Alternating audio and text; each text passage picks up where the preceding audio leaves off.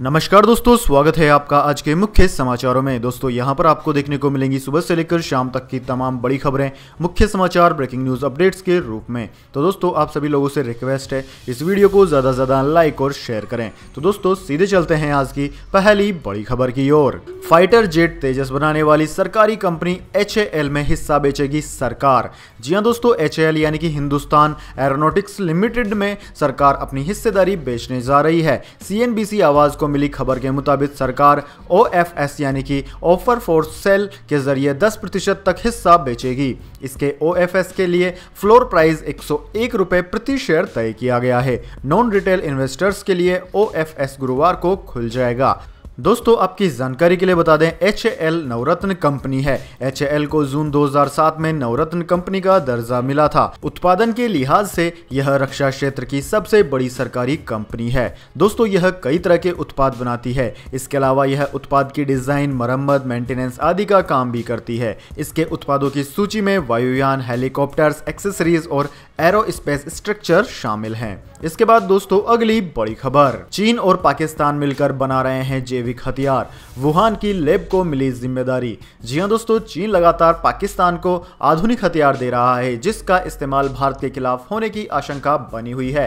अब एक नए खुलासे में सामने आया है कि चीन पाकिस्तान इकोनॉमिक कॉरिडोर CPEC की आड़ में जैविक हथियार यानी कि बायो वेपन बनाने का काम कर रहे हैं। ऑस्ट्रेलिया की न्यूज वेबसाइट क्लार्कसॉन ने दावा किया है कि ये हथियार बीते 5 सालों से बनाए जा रहे हैं और इस पूरे खेल में इस महामारी के बनाए गए वायरस से बदनाम वुहान इंस्टीट्यूट ऑफ वायरोलॉजी भी शामिल है। रिपोर्ट के मुताबिक वुहान की लैब को इस पूरे प्रोजेक्ट की जिम्मेदारी सौंपी गई है। इसके बाद दोस्तों अगली बड़ी खबर, मुश्किल में वोडाफोन आइडिया, ग्राहकों को हाई स्पीड इंटरनेट देने का झूठा दावा किया। अब ट्राई ने भेजा कारण बताओ नोटिस। जी हां दोस्तों, भारतीय दूरसंचार नियामक प्राधिकरण ट्राई ने वोडाफोन आइडिया को उनके प्रीमियम प्लान पर कारण बताओ नोटिस जारी किया है।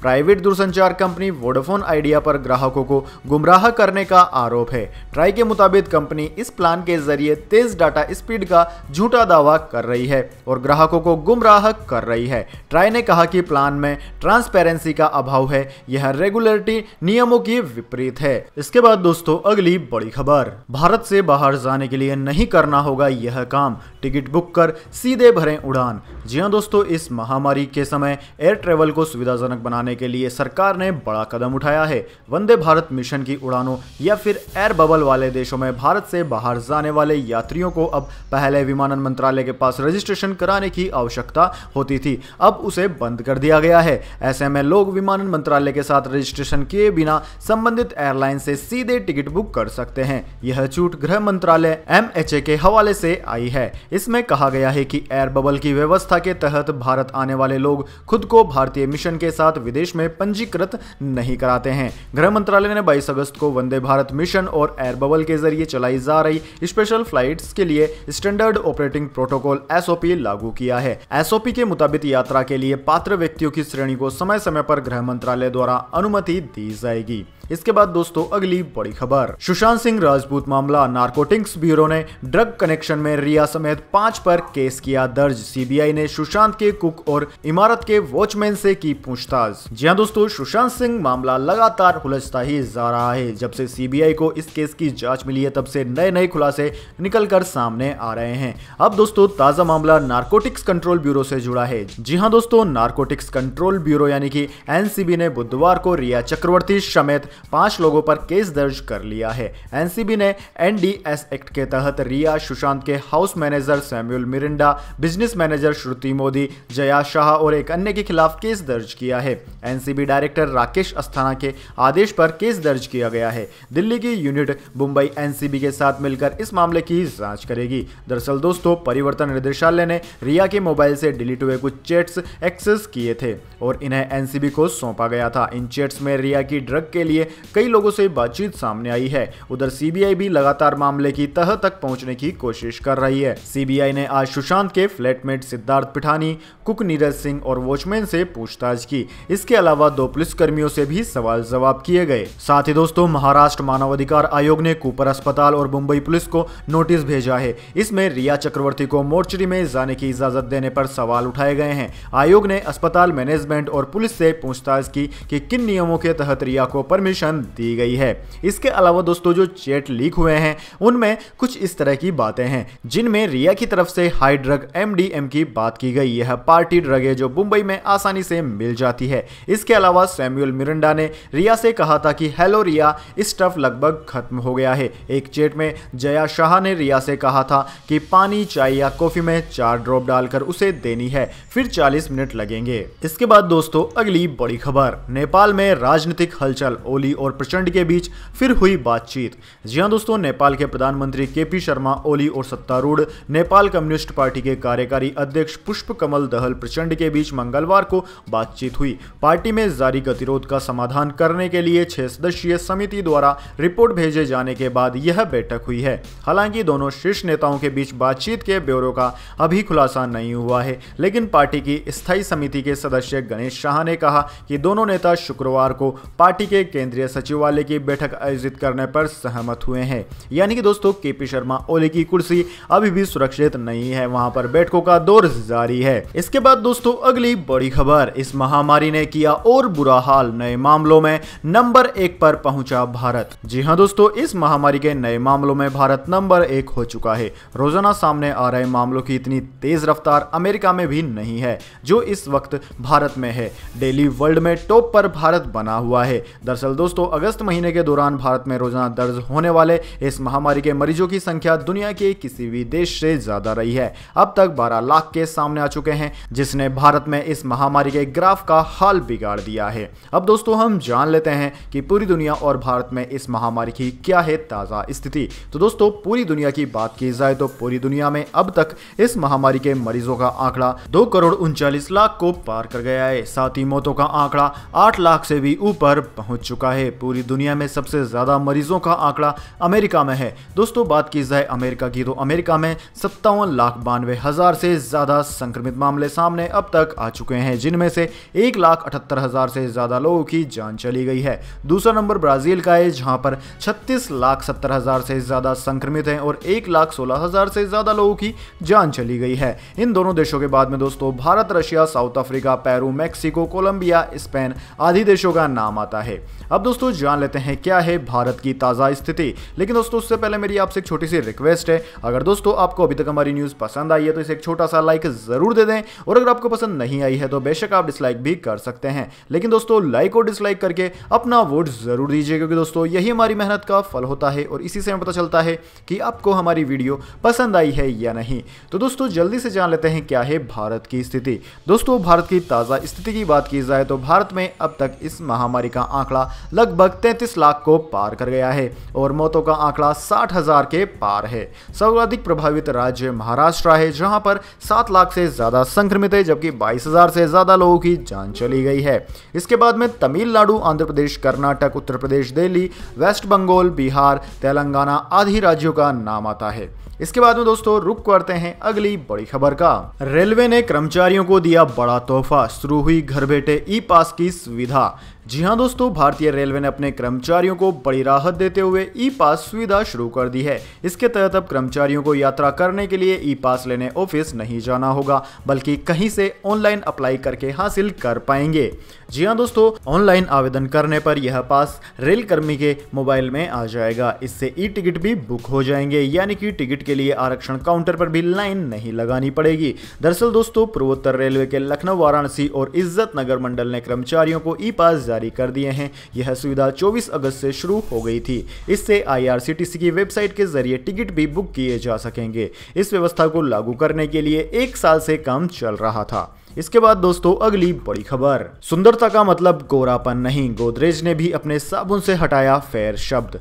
जी हां दोस्तों, कोई गोरा हो तो बेशक वो खूबसूरत हो सकता है, लेकिन यह कहना है कि गोरापन ही खूबसूरती है सरासर गलत है। लेकिन देश में साबुन और ब्यूटी क्रीम बनाने वाली अधिकतर कंपनियां अब अपना माल गोरेपन के नाम से ही बेच रही है। लेकिन धीरे धीरे वक्त बदल रहा है। समाज में रंग भेद के खिलाफ जागरूकता फैलने के बाद अब कंपनियों ने अपने पैर खींचने शुरू कर दिए हैं। गोदरेज ने भी अब अपने सभी साबुन सेगमेंट से फेयर शब्द को हटाने का फैसला किया है। इससे पहले हिंदुस्तान यूनिलीवर, HUL, लॉरियल और जॉनसन एंड जॉनसन ने यह कदम उठाया था। दोस्तों आपकी जानकारी के लिए बता दें, गोदरेज कंज्यूमर देश की दूसरी सबसे बड़ी साबुन बनाने वाली कंपनी है। गोदरेज अपनी हाइजीन कैटेगरी के तहत साबुन के फेयर एंड ग्लो ब्रांड से बेचता है, जिसमें साबुन, हैंड वॉश और वाइप्स शामिल हैं। इसके बाद दोस्तों अगली बड़ी खबर, मौसम समाचार। दिल्ली एनसीआर समेत देश के कई इलाकों में होगी झमाझम बारिश, इंडियन मेट्रोलॉजी डिपार्टमेंट का है हाई अलर्ट।